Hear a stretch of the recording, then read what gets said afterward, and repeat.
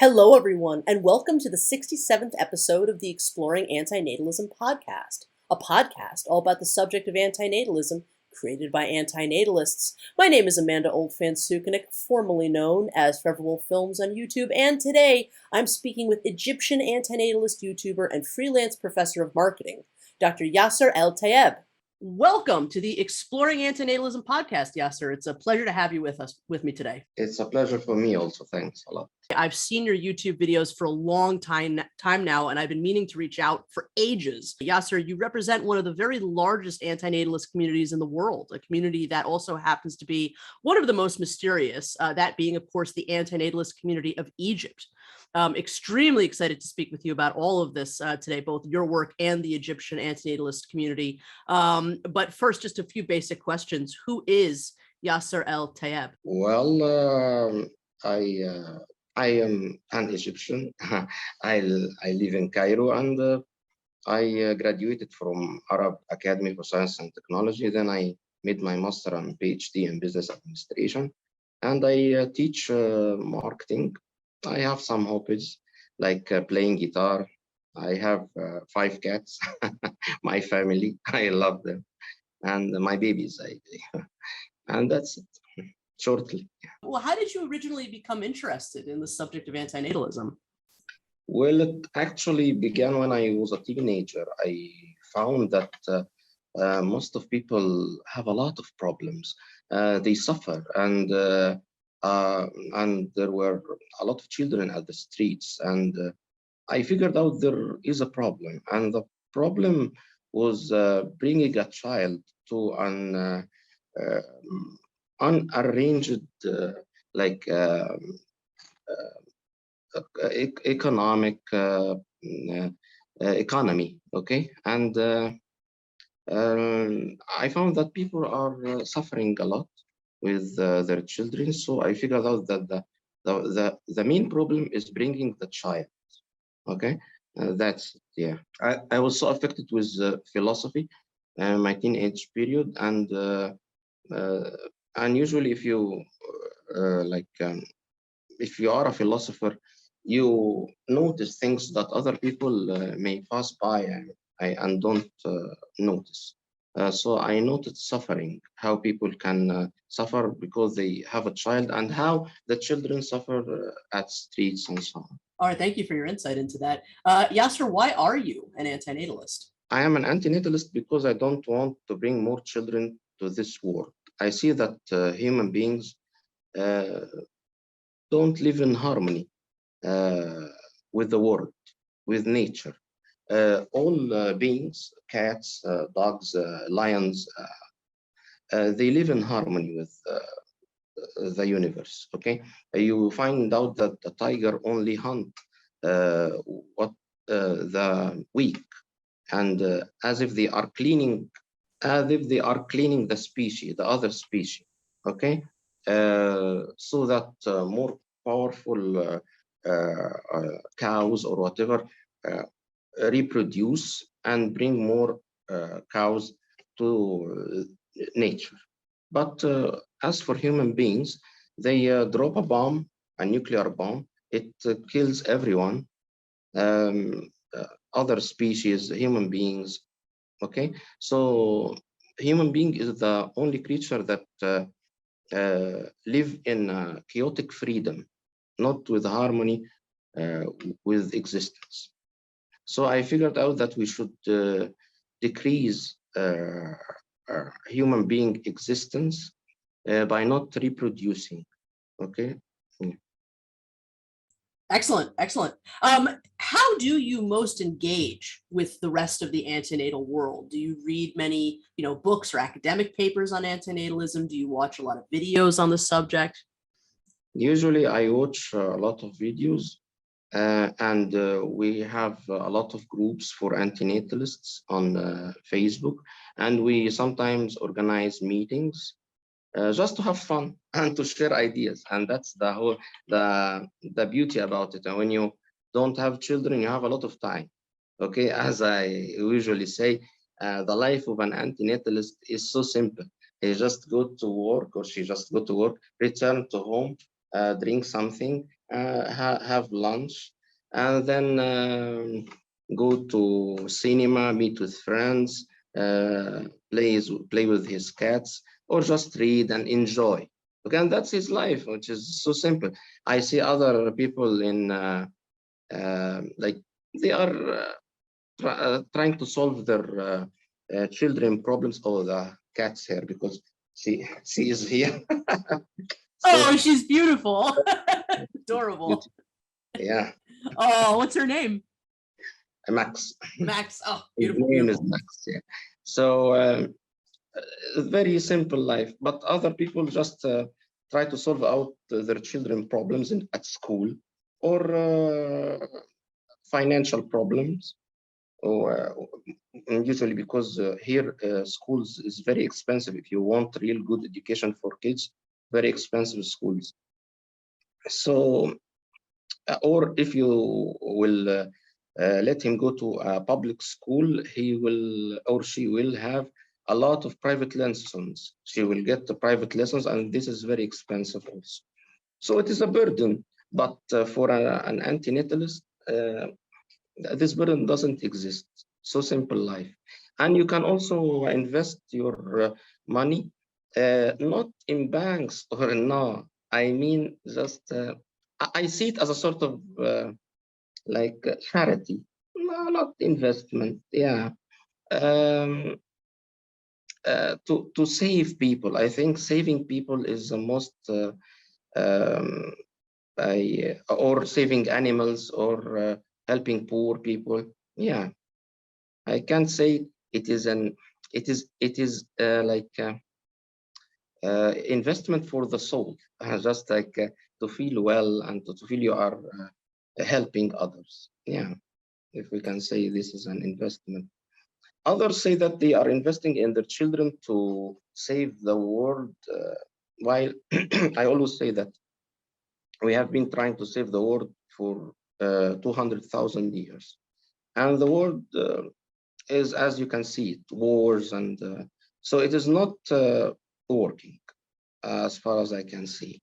Yeah, I mean, saving the world from the human perspective not led to damage in the world, and it is destroying itself. Yeah. I agree 100% with everything you said, and yeah, this world can't be saved. And in some respects, we are sort of like the real pro-lifers in the sense that we're the. I mean, there's so much life already here, and there's so much suffering to be alleviated already. And so we're it's sort of like we're the ones basically saying concentrate on that, stop creating more of it. Try to help others. That's the real thing. It's very anti-life to want to create more life at the end of the day. Sorry, go ahead. That's okay. Yeah, you are right. I mean, there are a lot of animals and children and poor people and injured people with disabilities. They need help, and old people. All of them need help. I don't have to bring a copy of myself to save life, or save the universe. No, probably he will not save the universe.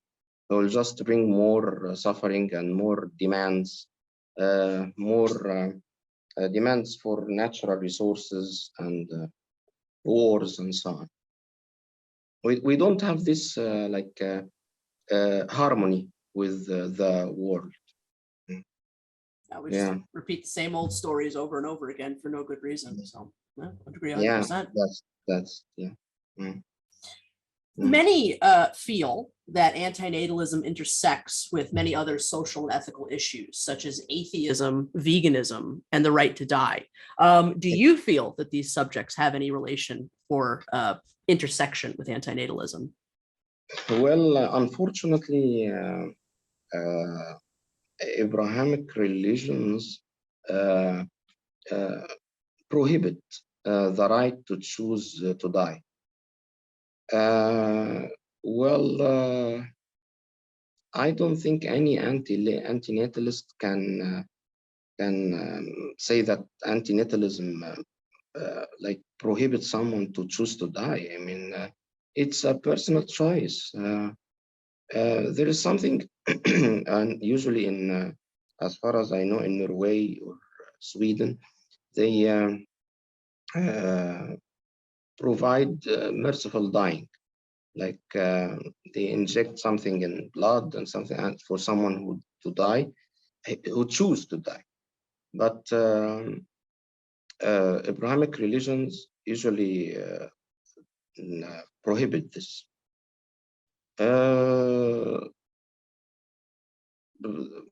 Well, you asked me about veganism. Yeah, we have a lot of vegans and vegetarianists in the group.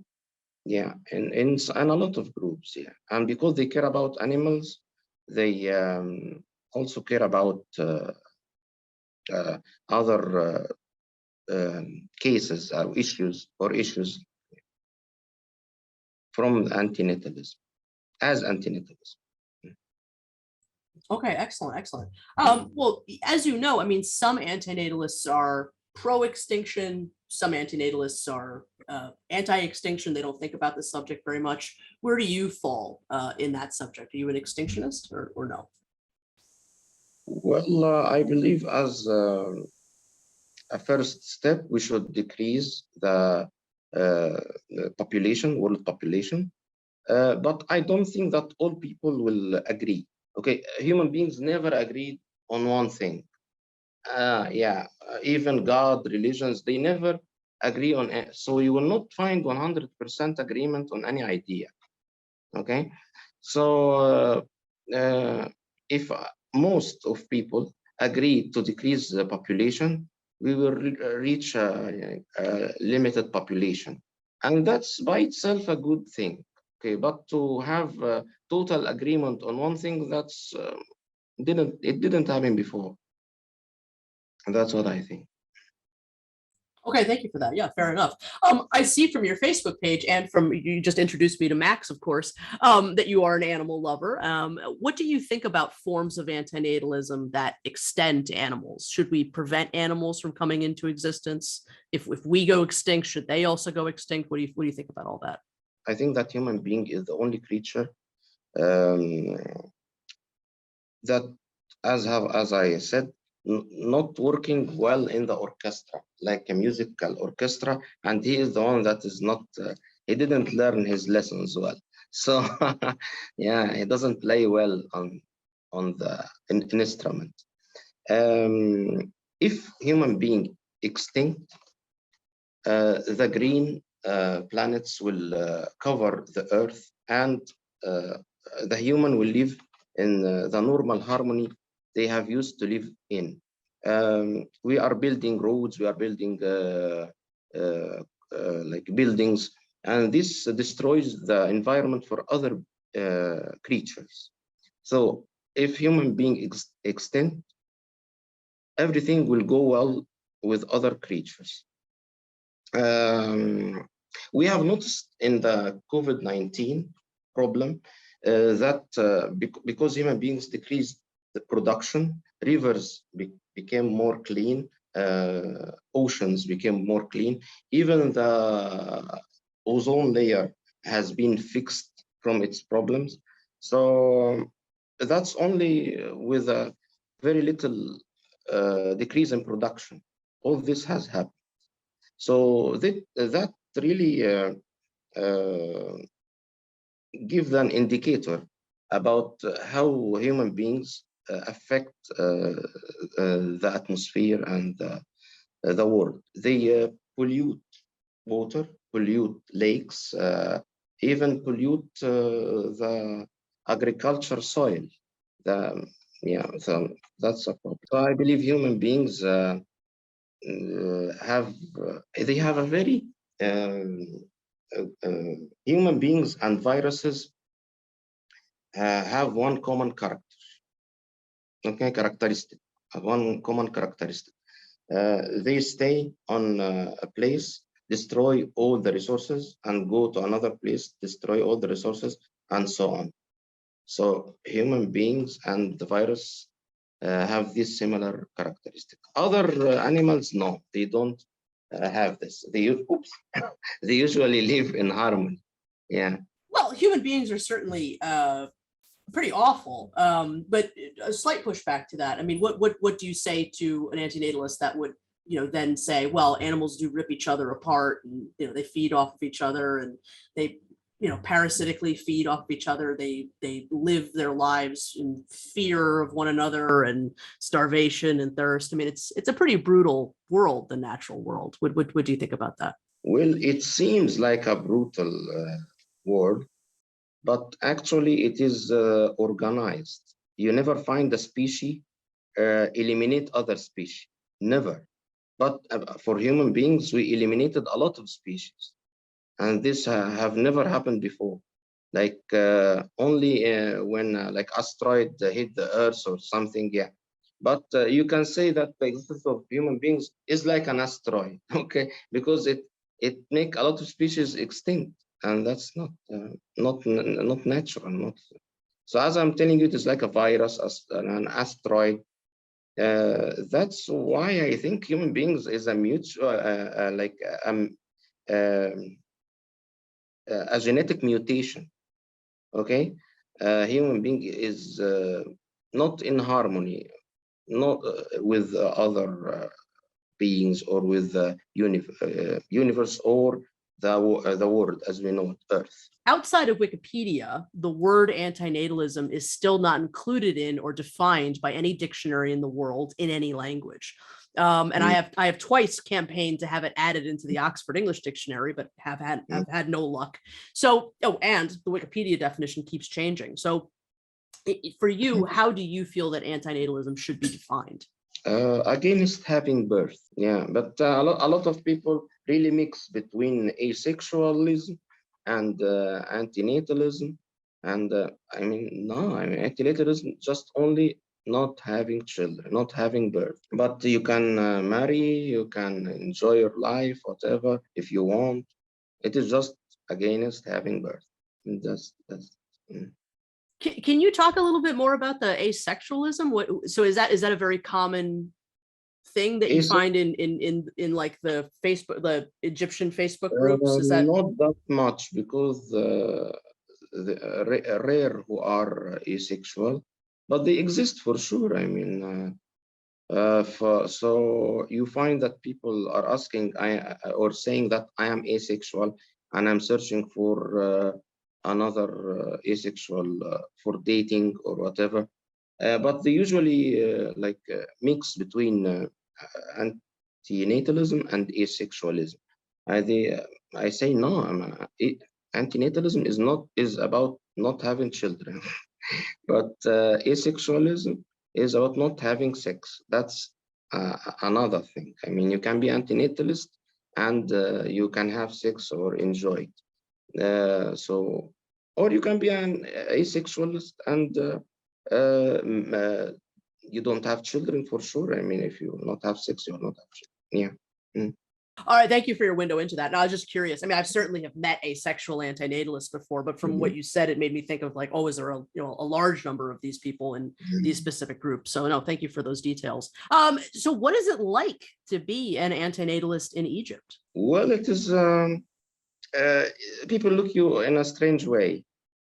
Look at you in a strange way because a strange idea. Why are you doing this? And you should have children, and children will have your name. Well, I usually reply that I am not from a royal family. Okay, so I don't care if they will have my name or not. I am not Richard the 12th or whatever. So I really don't care. But for people, they see it as unnatural thing. Why are you doing this? I mean, a child will help you when you grow up. I don't think the sacrifice that a father or a mother give equal to the sacrifice a child will give to them. They usually sacrifice more. And I like to enjoy, have fun. And when I see other people problems who have children, I say, no, that's enough. I don't want this. I want to enjoy my life. And I try to practice sports or take care of myself as much as I can, so that when I grow up, or when I get old, uh, I will be in a good shape. And that's it. In your opinion, how and why did the Egyptian antinatalist community get so large? Because it's really surprising. It's always surprising. And one of my biggest, one of the things that I love the most doing this podcast is seeing how antinatalism is existing in different parts of the world, and the fact that, some of these Facebook groups, most of the members are from Egypt, they're from Lebanon, there's from different parts of the Arabic speaking world. That's just been absolutely fascinating. And so, yeah, I mean, in your opinion, why do you think that this happened? Why do you think it's so popular within countries like? Yeah, it's getting popular every day, actually. That's what I feel. When I made my first video from like 2 years or 3 years, we were not that the idea was not that popular. But now, no, I made two. I was interviewed twice in TV. Yeah, and the groups is gaining more and more members every day. It's partially because of the economic situation in the area, Middle East. And wars in Syria, Iraq, Yemen, Libya. So people have a lot of suffering, okay, economically or because of war. So they don't want to bring other children into existence, okay? They are just want to enjoy their life. So that's a problem, okay? And that's the problem. I think so. No, that makes a lot of sense. Absolutely. Outside of the internet, do antinatalists in Egypt communicate in person much at all? Like, have there been public meetups? Has there been any instances of activism, on the streets or whatnot that have happened? Please tell me about that. I'd love that. No, we just don't try to make any protesting or anything of this. No. Just try to spread the idea. I mean, and usually people ask by themselves, what is this? What are you talking about? They are curious to know, okay? And we meet on Facebook first, and then we organize some meetings just to drink something together, enjoy, share the ideas, and that's, I mean, antinatalism, I think that antinatalism promote enjoyment, okay? Enjoy, because no responsibilities, so you just enjoy, okay? So unfortunately I see a lot of members in antinatalism groups. They suffer from depression, or they just say that the world is not okay. Or I think somehow the idea itself, because it's somehow related to suffering, attract a lot of people who suffer from depression. And I wanted to make a video about this and saying that antinatalism promotes enjoyment. Okay, less responsibilities, enjoy more. You will just live once, live happy, and that's so. It is even if you have depression or something, you don't have to keep talking about bad things that happen and you have depression. No, just enjoy. Okay, I mean, you don't have. What if you already have a child? What would you have done? I mean, it would have been a problem. And I usually advise people who have children, don't have more. Okay, they love you, these children love you, and you love them. Take care of them, but don't have more so that you don't suffer more. Yeah, we see suffering somehow, yeah, but we also want to decrease it or eliminate it. Okay, that's the idea. Not to keep talking about suffering. No, that's not the idea itself. About the Facebook group. So I mean, I'm a part of all of them. I mean, I definitely follow all of them. Can you tell me? I don't necessarily know the names of all of them, though. I mean, can you tell me some of the names of the biggest ones? How big some of these are, especially for our audience members that don't, might not be familiar at all. How often do you have these meetups that you're talking about? I just met like 7 or 8 members from 2 weeks. It was my first meeting with them, but I knew only one member from them, and it was great. Really, we kept laughing all the time. It was very good. There are a lot of groups. I really usually its name is antinatalism or antinatalism in Egypt or in Arabic. You know, we usually say it Allah in Arabic. So, but I am a member in a lot of groups, so I don't really remember a certain name. Ah, That's okay. That's okay. I just wondered if there was one specific one that you frequent the most. But yes, they're incredible. I mean, obviously, because of the language barrier, I can't always fully engage with them myself. But I've been a member of them for probably all of them for many years, and it's just been incredible to watch all of them grow. And the numbers, and one of them at least has 200,000 members. There's another one that has 75,000. I mean, there's some of the biggest antinatalist communities in the world. And that's really extremely impressive. All right, so thank you so much for your insight into all of that. Now I'd love to talk about your YouTube channel, which is wonderful. So you made your first antinatalist YouTube video on August 2nd, 2019, and you've been steadily making antinatalist videos since that time. What originally made you want to start, making videos on antinatalism? As I told you,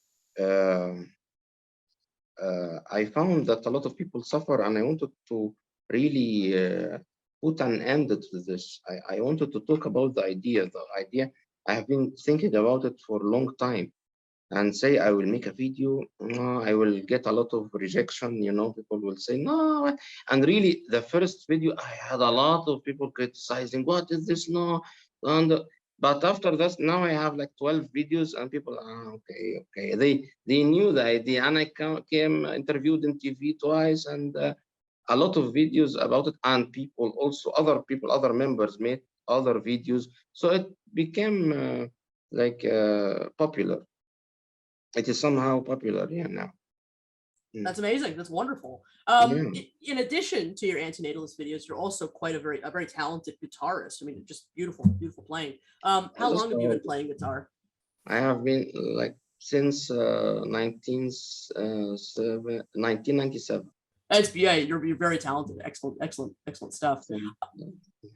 The vast majority of your videos are, of course, in Arabic. So sadly, though, I have indeed seen them all. I have. I have not been able to engage with the content except for one, which is subtitled. We'll talk a little bit about the one that is indeed subtitled in just a second. But as far as the vast majority of the videos that are not subtitled in English, I mean, what are some of your most common subjects within antinatalism that you cover? What do you most talk about in those videos? In the first and second video, I replied to most stereotype answers that people say for having children. Okay, they will help me when I age. They have my name. I am investing in them so that they rescue the world, and all of these stereotype answers. Then I went more with videos and talked about the kinds of sexual orientations, kinds of sexual orientations: homosexual, bisexual, asexual, and heterosexual. Okay, and antinatalism. And I say that you can be antinatalist and with any orientation. Another video was on how the government can decrease population, like putting restrictions or putting taxes. Another video was about the difference between loving myself and loving my child. Actually, when I love my child, I am loving myself because he is somehow, I see myself in the child. Okay, that's why I love him. While it will be more ethical to raise a child that is not my child, adopting or something like this. It is more ethical because I'm not loving myself, but loving another person. One of your videos, of course, as I just said, which was released on September 21st, 2020, is indeed subtitled in English, and thank you so much for doing that. Did you do the subtitling yourself, by the way? Yeah, Or did... yeah, I made it myself. Excellent, I made excellent. it myself, and I want to put subtitles for the other videos also, step by step. That would be wonderful. That would be absolutely wonderful. It's a great video, and in it you talk about what a person sacrifices by having a child, and the sort of the absurdity of trying not to be forgotten. You know, everybody is so afraid of being forgotten after their death and carrying on the family name. The fallacy of believing, you know, a child will fix the world. So many great subjects. I mean, would you like to talk about that video a little bit? It's really an excellent one. Yeah, well, if you don't want to be forgotten, you can have a turtle and write your name on the back of the turtle with this, and it will live for 100 years maybe. And everybody going, see, that's Yasser, his name, I remember him, and that would be a good idea, because I mean, my grandfather, grandfather, I mean, the 25th grandfather, I don't remember him, although I carry his name, okay, and nobody remembers his 25th. Maybe he's Tutankhamun, maybe. So because we are in Egypt, but nobody knows that I am his grandchild. Okay, so I mean, people don't care. After some time, you get forgotten. It's like writing on water. Okay, you will get forgotten on any case. People usually remember others who have achieved something, not giving birth to a child. I mean, they remember Einstein. They remember Aristotle or Plato. Yeah, but after some time, everyone get forgotten. Okay, because we had a lot of scientists, I think, and a lot of genius people in Pharaoh's era, but they got forgotten. Okay, and that's normal.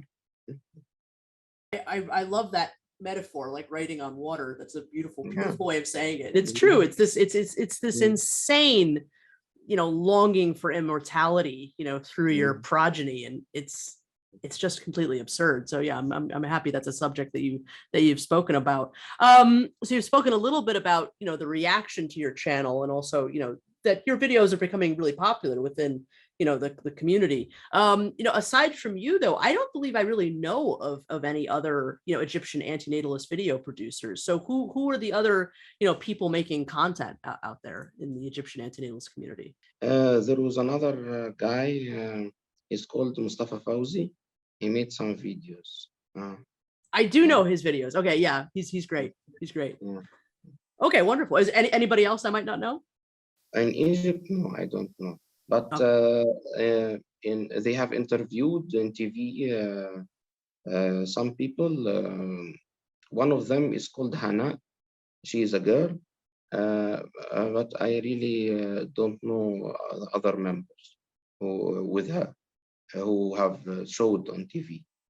Okay, interesting.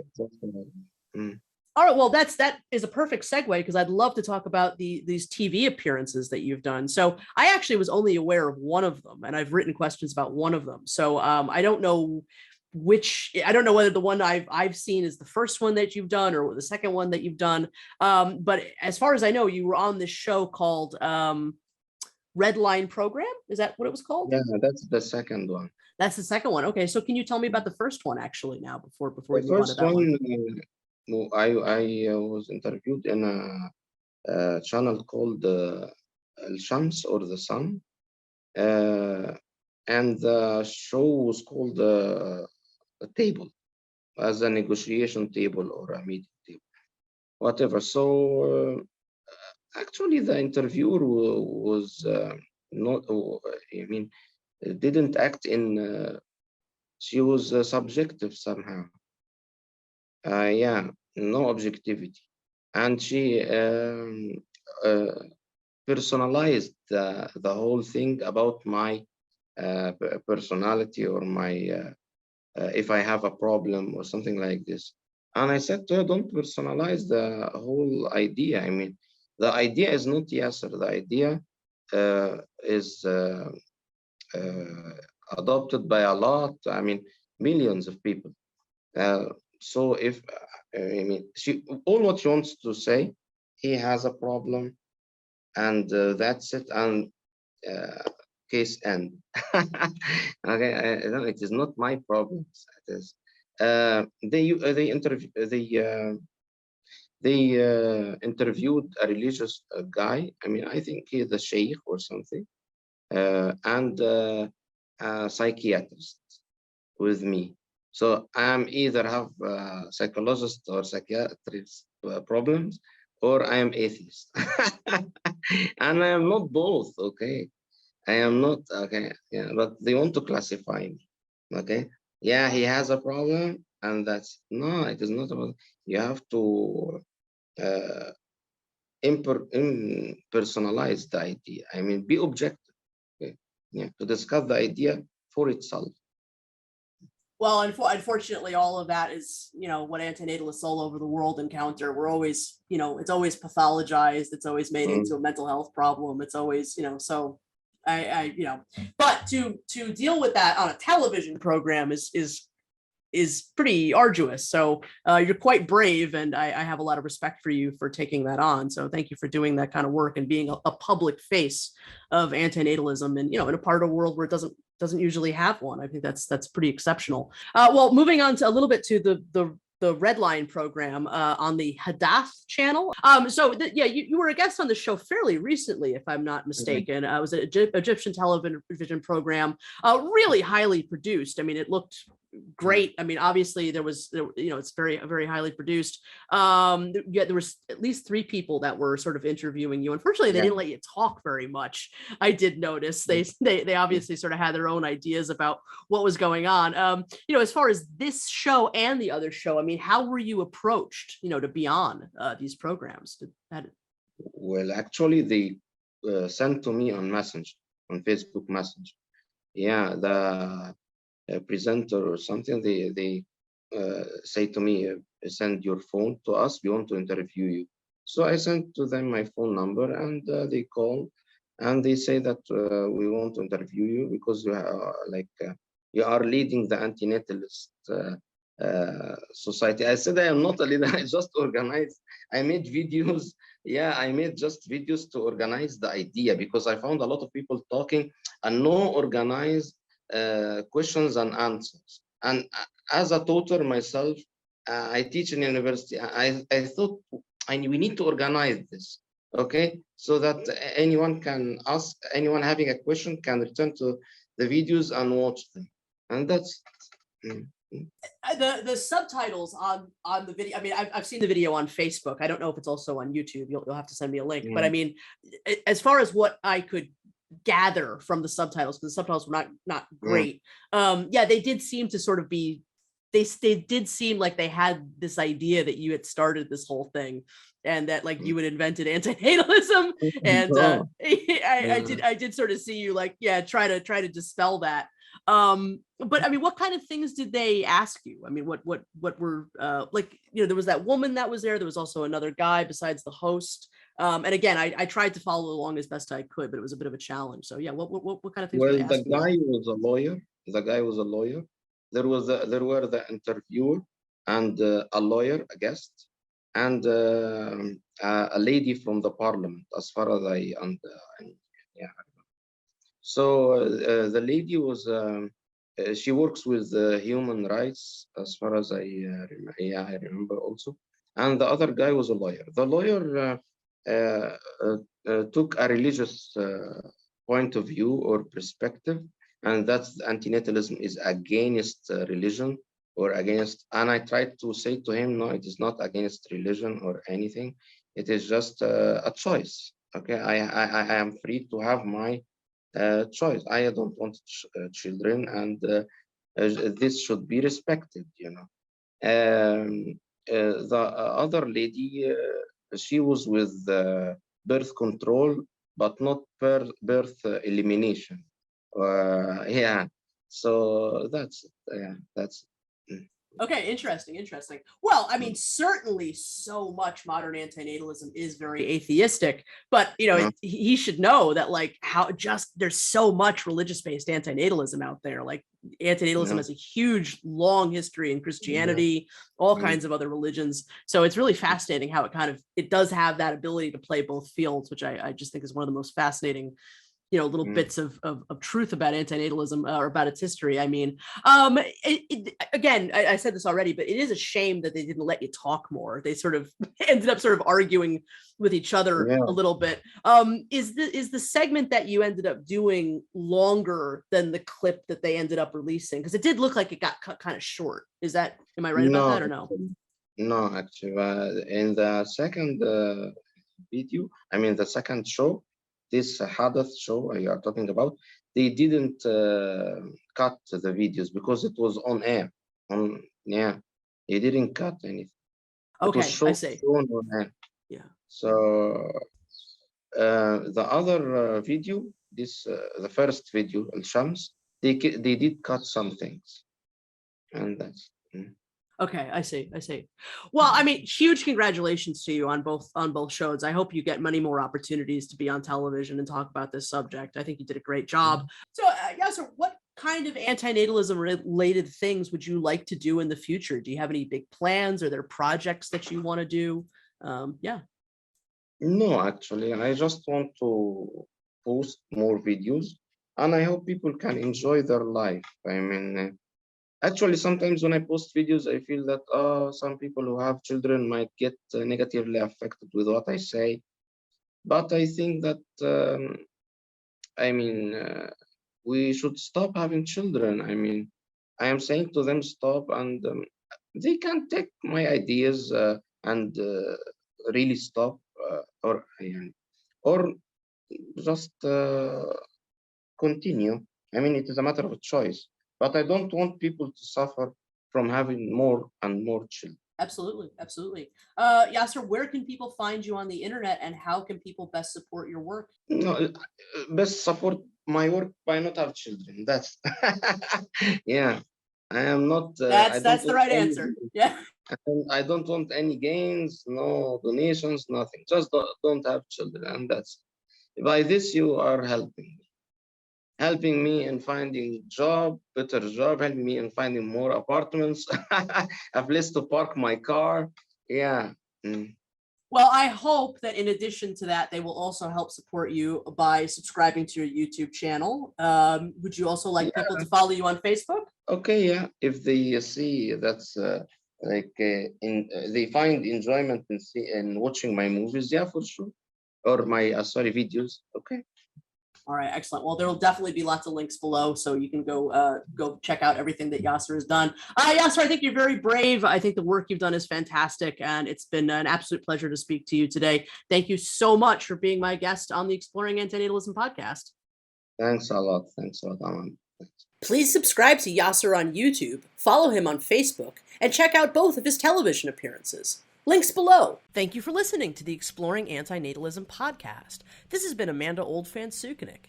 You can find me on the YouTube channel Anti-Natal Wolf. Keep up with my daily antinatalist news updates at Antenatal News on Twitter.